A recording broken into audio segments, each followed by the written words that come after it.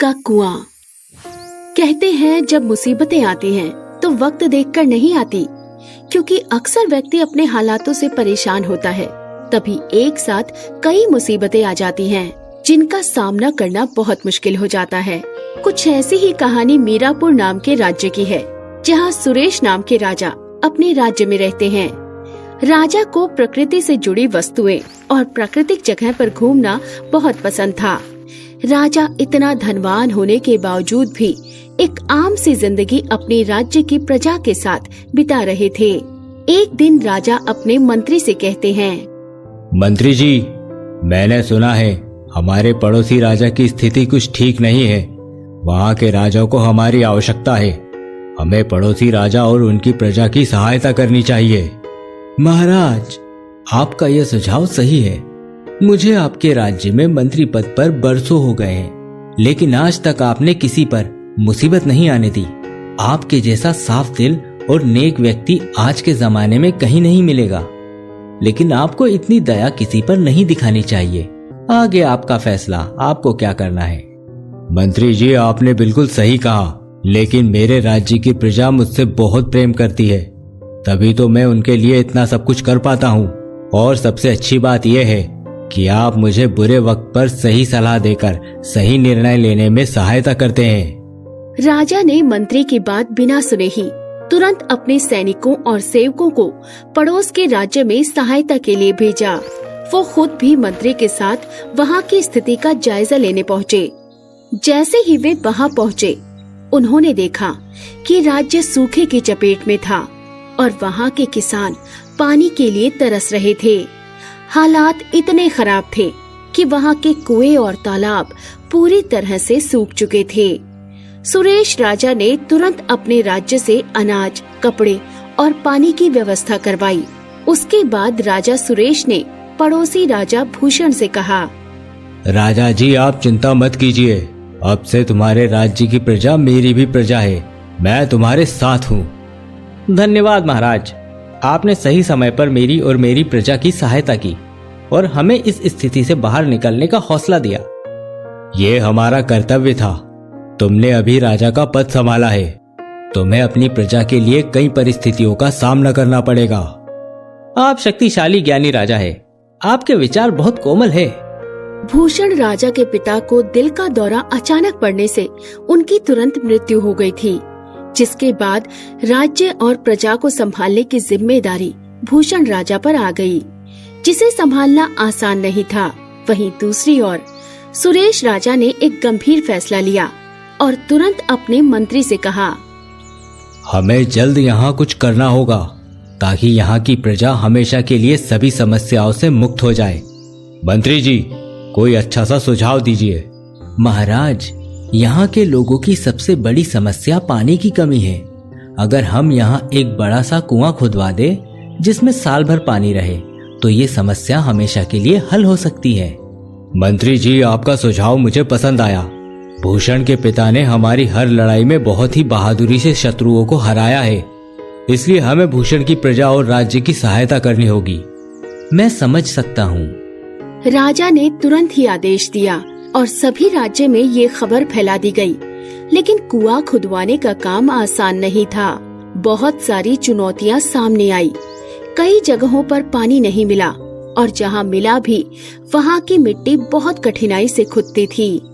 फिर एक दिन सुरेश राजा ने एक सपना देखा। सपने में एक देवी ने उनसे कहा, तुम्हारी मेहनत का फल तुम्हें जल्द ही मिलेगा, लेकिन तुम्हें एक आखिरी कठिनाई का सामना करना होगा। देवी, मेरे जीवन में बहुत कठिनाइयां हैं। आखिर कब तक मुझे अपनी प्रजा के लिए संघर्ष करना होगा? बेटा, मनुष्य जितना अपने जीवन में कठिन परिस्थितियों से लड़ता है, उसका जीवन उतना ही आसानी से बीतने लगता है।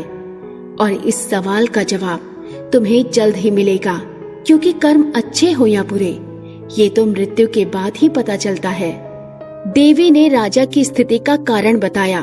उसके बाद सुरेश राजा की नींद अचानक से खुल गई और उन्होंने सपने को बहुत गंभीरता से लिया, जिसके बाद राजा ने और अधिक लगन से काम करने का निश्चय किया और लगातार कुछ दिन खुदाई करने के बाद उनके सामने एक बहुत बड़ी चट्टान आ गई। जिसे तोड़ पाना लगभग असंभव लग रहा था।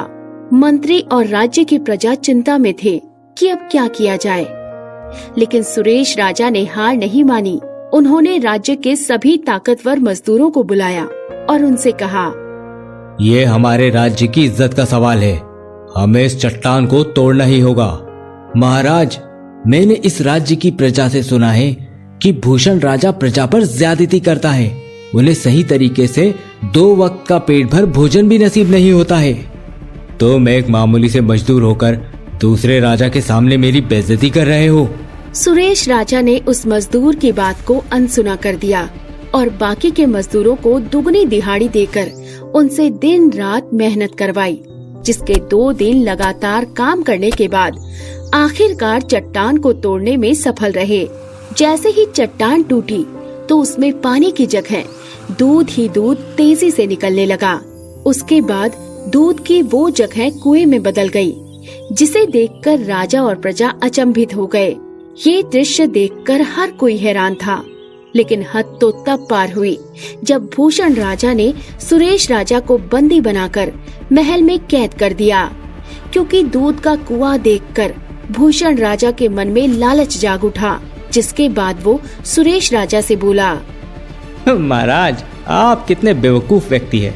आपको तो ये तक नहीं पता कि मैं आपसे अपनी मजबूरियां बताकर इतने दिनों से आपसे अपना काम करवा रहा था, ताकि मैं आपके राज्य को हड़प सकूं।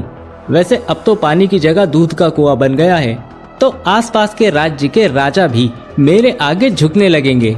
मेरी ताकत अब अधिक बढ़ चुकी है।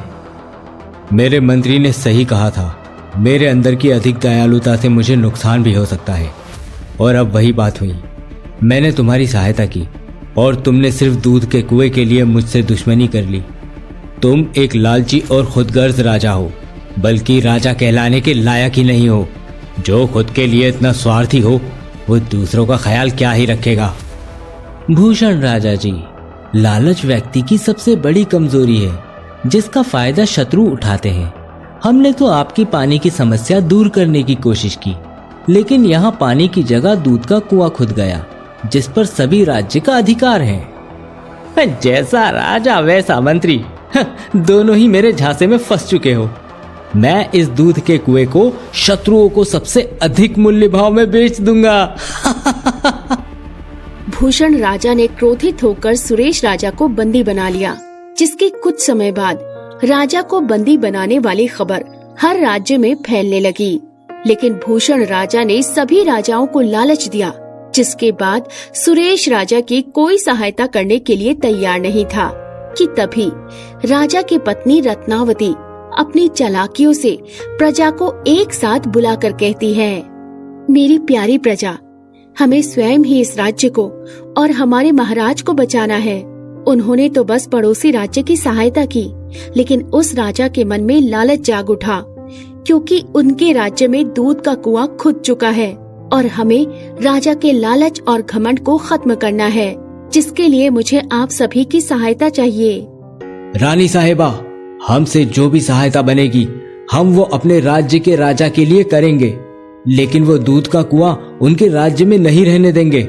हम आज ही उस कुएं को तोड़कर उसमें पत्थर और मिट्टी भर देंगे। नहीं सेवक, हम ऐसा बिल्कुल भी नहीं करेंगे, बल्कि हम उस राज्य की प्रजा को अपनी तरफ आकर्षित करेंगे, क्योंकि उस राजा ने कुछ तो गलत दुर्व्यवहार किया होगा, जिससे प्रजा परेशान होगी, या फिर ऐसी कोई कमजोरी जिसकी सहायता से हम उस राजा को अपनी गलती का एहसास करवा सकें। रत्नावती इतना कहकर भूषण राजा की प्रजा से बात करने की कोशिश करती है, जिसके बाद उसे पता चलता है कि भूषण राजा बहुत ज्यादा स्वार्थी और लालची है, जो अपनी प्रजाओं से दिन रात मेहनत करवाता है और बदले में उन्हें सिर्फ 2 वक्त का भोजन देता है। रत्नावती हर दिन भेष बदलकर भूषण राजा के राज्य जाती और वहाँ की प्रजा को अपनी तरफ आकर्षित करती थी। कुछ दिन बीत जाने के बाद भूषण राज्य की कुछ प्रजा सुरेश राजा के राज्य में आ जाती है, जिसके चलते भूषण राजा को हर काम में नुकसान होने लगा था, क्योंकि रत्नावती की वजह से प्रजा में साहस आ गया था, जिसकी खबर भूषण राजा को लगती है और वो क्रोधित होकर रत्नावती को अपने सेवक द्वारा राज्य में लाने का आदेश देते हैं और कुछ समय बाद रत्नावती भूषण राजा के राज्य में हाजिर होती है, जिसे देखकर भूषण राजा क्रोध से कहता है, रानी साहिबा, बड़ा ही अफसोस हुआ मुझे आपको ऐसी स्थिति में राज्य में बुलाकर। आप राजा की तरह खुद को बंदी बनाना चाहती है। क्या लगा आपको कि आप मेरी प्रजा को मेरे खिलाफ कर देंगी तो मैं हार जाऊंगा? क्यों डर गए राजा जी? प्रजा को तकलीफ देकर खुद को सबसे शक्तिशाली समझ रहे हैं, बल्कि मेरे पति की बदौलत आपको दूध का कुआं देखना नसीब हुआ, वरना पत्थरों में कहाँ पानी खोज पाते। रानी साहिबा, आप हद से ज्यादा बहस कर रही हो। आप इस वक्त मेरे राज्य से बाहर निकल जाओ, वरना आपको बंदी बनाने में ज्यादा समय नहीं लगेगा। भूषण राजा जी, आप दूसरों को बंदी बनाने के अलावा कर भी कर सकते हैं, क्योंकि आप कभी स्वयं अकेले शत्रु से नहीं लड़ सकते हैं, इसलिए आपको शत्रु को दोस्त बनाना अच्छा लगता है। रत्नावती का क्रोध देखकर भूषण के होश उड़ गए, क्योंकि वो एक महिला का सामना नहीं कर पाया, जिस वजह से उसने सेविका को बुलाकर रत्नावती को राज्य से जाने के लिए कहा।